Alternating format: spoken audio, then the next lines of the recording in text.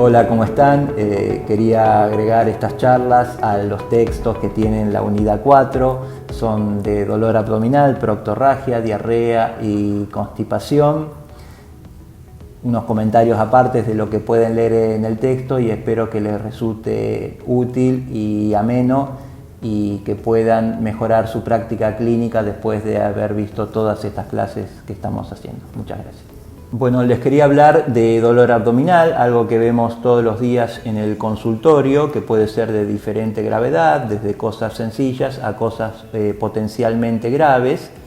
Hablamos en una clase anterior de abdomen agudo. Esos son los dolores abdominales de inicio súbito, potencialmente peligrosos y potencialmente quirúrgicos. Vamos a ver también pacientes con dolor abdominal, que las causas más frecuentes, las de todos los días,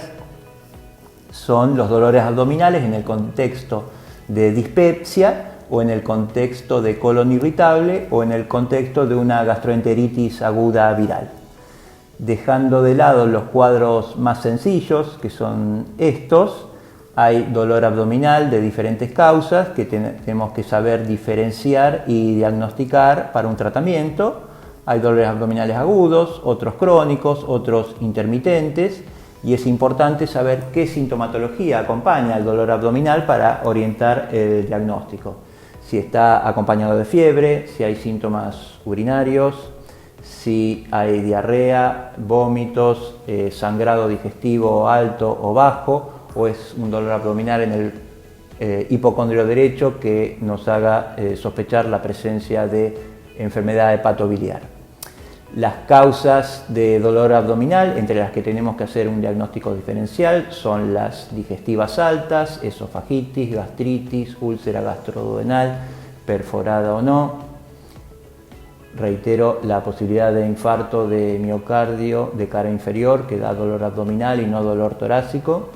Las causas hepatobiliares, el cólico biliar, la colicitis aguda, el síndrome coledociano, la pancreatitis aguda, la exacerbación aguda de la pancreatitis crónica por alcohol,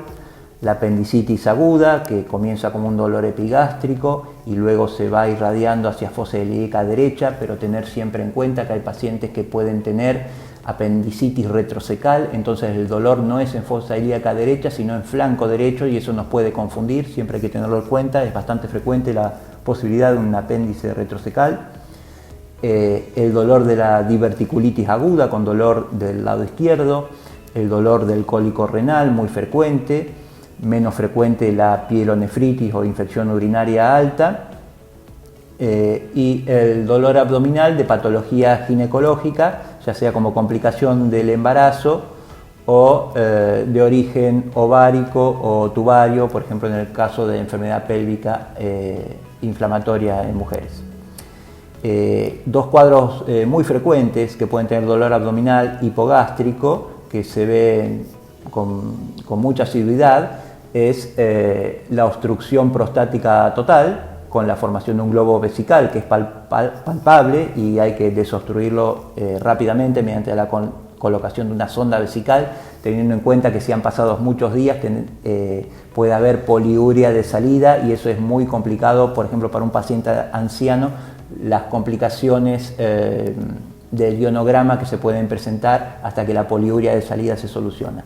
Y otra cosa frecuente de ver es el bolo fecal impactado con dolor abdominal hipogástrico. El paciente hace por lo menos una semana que no va de cuerpo, no va a ir de cuerpo con laxantes porque hay que sacar ese bolo fecal y luego realizar enemas para restaurar el tránsito intestinal. Otra causa frecuente del dolor abdominal, el paciente que tiene cicatrices de cirugías previas, es el ilio por bridas, que es muy frecuente de ver, y en un caso de un tumor de colon avanzado que obstruya prácticamente la luz intestinal, ese ilio puede ser por suboclusión intestinal. En base a lo que pensemos con respecto a la anamnesis, al examen físico, a los estudios complementarios, Un estudio complementario sencillo en el caso de dolor abdominal es la radiografía abdominal de pie, donde podemos encontrar básicamente dos cosas: la presencia de niveles hidroaéreos en el caso de obstrucción intestinal, de ilio abdominal, o la presencia de aire debajo del hipocondrio derecho, lo que se llama neumoperitoneo, que es muy fácil de ver e incluso se puede percutir, que a nivel hepático en lugar de matidez hay sonoridad. Ese es en el caso de úlcera gastroduodenal perforada, más la presencia o no de signos peritoneales cuando revisamos al paciente la defensa o el dolor a la descompresión, que hablan de reacción peritoneal. Nos ayudamos también con una ecografía abdominal, con análisis generales que todos conocemos, y eso nos va orientando en los diferentes diagnósticos y enseguida podemos empezar un tratamiento. Les quería hablar unas palabras de proctorragia con respecto a lo que se publicó en el texto. Recalco que es la presencia de sangre roja en gotas. No es sangre negra, es roja, rutilante, dicen los viejos libros, no es melena, que es sangre de origen digestivo alto, en gotas, acompañando a la materia fecal, no formada con la materia fecal, con o sin dolor al ir de cuerpo. La causa más frecuente de proctorragia es la presencia de hemorroides, ya sean externas o internas, o de fisura anal, o de patología rectal benigna que tiene un tratamiento específico. Pero aunque encontremos que un paciente con proctorragia tenga hemorroides, siempre hay que tener en cuenta la posibilidad de que tenga otra enfermedad, que tenga básicamente cáncer de colon, recto sigmoideo, que es lo más frecuente, y debemos seguir estudiando ese paciente. Toda persona mayor de 50 años sin antecedentes o menor de 50 años, de 40 a 45 años en adelante, con antecedentes familiares de cáncer de colon, debe ser estudiado para descartar la posibilidad de que ese paciente tenga pólipos en el colon. Esos pólipos se sacan mediante una videocolonoscopía y se estudian y se ve de qué tipo son, si son los que con el paso del tiempo, los que tienen displasia severa o los que son adenoma túbulo-velloso, van a llevar a el cáncer de colon, y es la única posibilidad en oncología que tenemos de sacar un cáncer, que es una enfermedad realmente de mal pronóstico, el cáncer de colon, sacarlo antes de que aparezca. Por ejemplo, en cáncer de mama, uno hace la mamografía, pero el cáncer ya está. Acá podemos sacar los pólipos antes de que el cáncer aparezca, o encontrar un cáncer operable que no requiera quimioterapia si no tiene invasión ganglionar o metastásica, y que en una segunda cirugía pueda reoperarse el paciente para normalizar el tránsito colónico y que esa persona no quede con una colostomía. Hay diferentes métodos, según lo que uno tenga disponible, de estudiar a alguien asintomático y sin anemia, sin ningún síntoma, de que tenga cáncer de colon. Uno es sangre oculta en materia fecal, pero a mi entender, y es una opinión personal, hacer solo sangre oculta en materia fecal no alcanza. No, si se pudiera hacer por lo menos una videocolonoscopía a partir de los 50 años, y sí o sí en alguien que tiene antecedentes familiares de cáncer de colon, es mucho mejor hacer una colonoscopía que sangre oculta en materia fecal seriada, porque si la lesión no está sangrando, la sangre oculta no va a dar nada. Entonces me parece importante en algún momento, en una persona joven que tenga una buena expectativa de vida, siempre hacer una videocolonoscopía para descartar la posibilidad de pólipos o de cáncer de colon. Y les recuerdo hacerlo en pacientes con proctorragia, aunque tengan hemorroides, para ver que la causa no es en realidad otra cosa más que las hemorroides, que es algo muy frecuente y nos puede hacer confundir. Otra posibilidad es que un paciente relativamente joven tenga enfermedad inflamatoria intestinal. En nuestro país lo que predomina es la colitis ulcerosa, no la enfermedad de Crohn. Casi no hay enfermedad de Crohn en Argentina, no se sabe bien por qué. Sí existe la posibilidad de tener lo que se llama Crohn colónico, que son alteraciones microscópicas a nivel del tejido que asemejan al Crohn que se ve a nivel intestinal. Estudiar a alguien con proctorragia o con enterorragia con la sospecha de colitis inflamatoria, un método no invasivo relativamente nuevo, es dosar en materia fecal una proteína que se llama calprotectina. Si esa proteína está elevada en materia fecal, nos habla de la posibilidad de que haya una enfermedad inflamatoria intestinal, en este caso colitis ulcerosa, y estudiarlo con métodos invasivos. Los pacientes que tienen colitis ulcerosa diagnosticado y tratado tienen 10 veces más posibilidad de tener cáncer de colon que los pacientes que no tienen colitis ulcerosa. Entonces el seguimiento debe ser de por vida en los pacientes con colitis ulcerosa para evitar la posibilidad de cáncer de colon.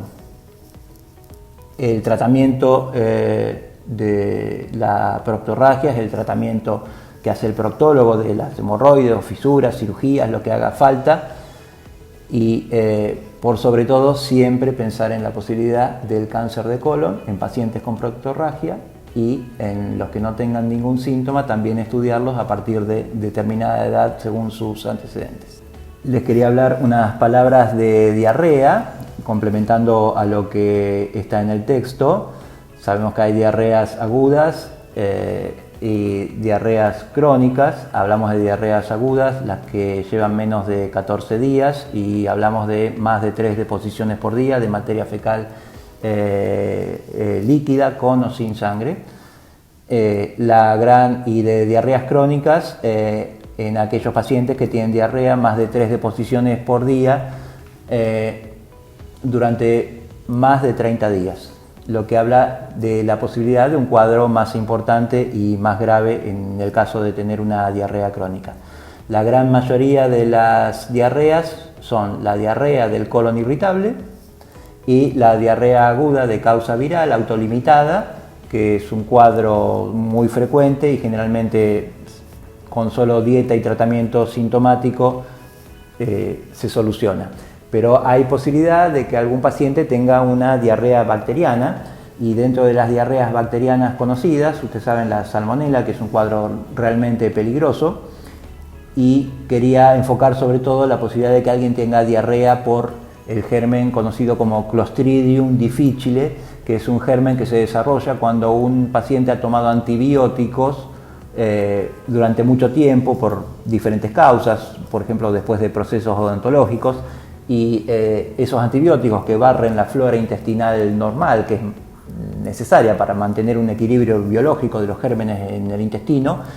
desarrollan la posibilidad de que crezca este Clostridium, que para poder detectarlo hay que sospecharlo primero, recabar la toma de antibióticos por ese paciente, aunque hay casos sin relación con la toma de antibióticos previos, y pedirlo específicamente en el comprocultivo que se busque la presencia de Clostridium, o que se busque también la presencia de la toxina de Clostridium, porque si el cuadro no se trata a tiempo es peligroso, y el tratamiento es muy específico con ciertos antibióticos, no con los de uso común, como uno usaría una diarrea bacteriana común. Generalmente se utiliza metronidazol. También está la posibilidad de diarreas parasitarias, que uno estudia con un examen parasitológico de materia fecal, generalmente por giardias, raramente por amebiasis, aunque también puede ser. Y en el caso de las diarreas crónicas, esto es los que duran más de un mes de esa sintomatología, hay que investigar la presencia, por ejemplo, de enfermedad celíaca. La enfermedad celíaca se ve más como una anemia leve asintomática que no responde al tratamiento con hierro. Esa es la presentación más frecuente. Raramente la celiaquía da diarrea, y en ese caso lo estudiamos al paciente con la serología para celiaquía, que es más que nada el dosaje de anticuerpos antitransglutaminasa, inmunoglobulina A, y si eso es positivo o si quedan dudas, se hace una endoscopía, se hace una biopsia de la primera porción duodenal para ver cómo están las vellosidades intestinales y la atrofia de las vellosidades intestinales ahí, y más el infiltrado linfocitario, nos da el diagnóstico de enfermedad celíaca. También, si quedan dudas, se puede hacer un test genético para enfermedad celíaca y el tratamiento es la dieta sin gluten y con eso el paciente tiene que andar muy bien. Otra posibilidad de diarrea crónica es la diarrea de los colecistectomizados. La bilis ya no circula como antes cuando estaba la vesícula, que se aumentaba la cantidad después de las comidas, entonces eso puede producir diarrea. También es muy frecuente la diarrea en casos psiquiátricos por ingesta de laxantes. En ese caso, si uno lo estudia y hace una colonoscopía, se ve la coloración del colon por los laxantes, que se llama melanosis coli, que es lo que hace el diagnóstico, y es un cuadro que se ve con bastante frecuencia, el abuso de laxantes en pacientes con problemas psiquiátricos. Otro caso de diarrea crónica es la intolerancia a la lactosa, que se estudia mediante test específicos.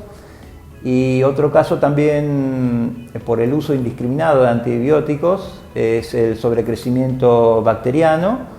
a nivel intestinal, que se estudia con un test de hidrógeno en el aire expirado que demuestra la presencia de ese sobrecrecimiento, y se trata de manera específica con rifaximina, que es un antibiótico de escasa absorción sistémica pero de mayor absorción intestinal. El tratamiento de la diarrea es mediante dieta, de las diarreas más comunes, el tratamiento sintomático con loperamida, con crema de bismuto, y en los casos en que esta diarrea no cede o se acompaña de sangre o de alteraciones en el laboratorio, siempre pasar a estudios complementarios que nos puedan llevar a algún otro diagnóstico. Otra diarrea que también se puede ver es la esteatorrea, es la diarrea con grasa, porque hay una insuficiencia pancreática exócrina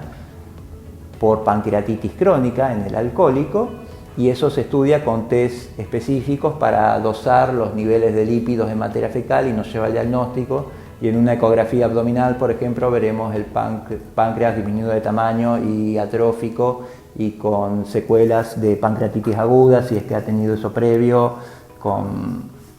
pseudoquistes y alteraciones en la morfología normal del páncreas. Y por qué no también encontrar ahí un cáncer de páncreas, que es una posibilidad en pacientes con ingesta excesiva de alcohol. Bueno, quería charlar un poco con respecto a lo que pueden leer sobre constipación en el texto. Hablamos de constipación crónica a la persona que va de cuerpo menos de 3 veces por semana durante por lo menos 3 meses. Esa constipación se acompaña de otra sintomatología, como es la sensación de no haber evacuado completamente, dolor abdominal luego de la evacuación y heces duras, y es realmente muy molesto para la persona, y tenemos que ver si esa constipación forma parte de las dos causas más frecuentes de constipación crónica, que es la constipación idiopática, en que todos los estudios son normales, o es la constipación que acompaña al colon irritable, donde tenemos también dolor abdominal intermitente tipo cólico difuso. En todo paciente con constipación, aunque no tenga sangrado, siempre tenemos que tener en cuenta la posibilidad de encontrar cáncer de colon, más que nada a nivel recto sigmoideo. Entonces, si esa constipación es reciente, si ha habido sangrado, si hay pérdida de peso, si hay anemia ferropénica en el laboratorio, aunque sea de poca monta, ese paciente con constipación debe ser estudiado mediante estudios dirigidos, ya sea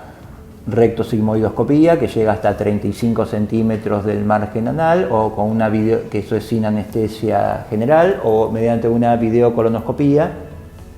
que es con anestesia general y estudia todo el marco colónico, buscando la posibilidad de que exista un cáncer de colon, o de paso encontrar pólipos que pueden biopsiarse en el momento y estudiarse si son lesiones preneoplásicas. Cuando hablamos de constipación, también podemos tener en cuenta que el paciente puede tener un bolo fecal, como dije en la charla de dolor abdominal, que eso no va a funcionar con laxantes y requiere medidas instrumentales para sacar el bolo fecal manualmente o mediante enemas y que se pueda restablecer el tránsito normal, pero ese paciente también debe ser estudiado si no hay un cáncer de colon más arriba del bolo fecal. También pueden tener constipación pacientes que hayan tenido o tengan problemas neurológicos, por ejemplo, enfermedad de Parkinson es muy frecuente. Hay constipación por medicamentos también, sobre todo, por ejemplo, el tramadol, un analgésico opiáceo que se usa mucho, que siempre hay que usarlo con laxantes al mismo tiempo para los pacientes que lo van a tomar durante mucho tiempo, porque sí o sí produce constipación. Y en mujeres multíparas y añosas puede haber disminución de la fuerza de la musculatura pelviana, eso lleva a la constipación y eso puede mejorarse con técnicas de ejercicios que aumenten la fuerza de esa musculatura pelviana y con lo que se llama retrobiofeedback, que son ejercicios especiales para aumentar la tonicidad de los músculos que intervienen en el acto defecatorio. Muchas gracias.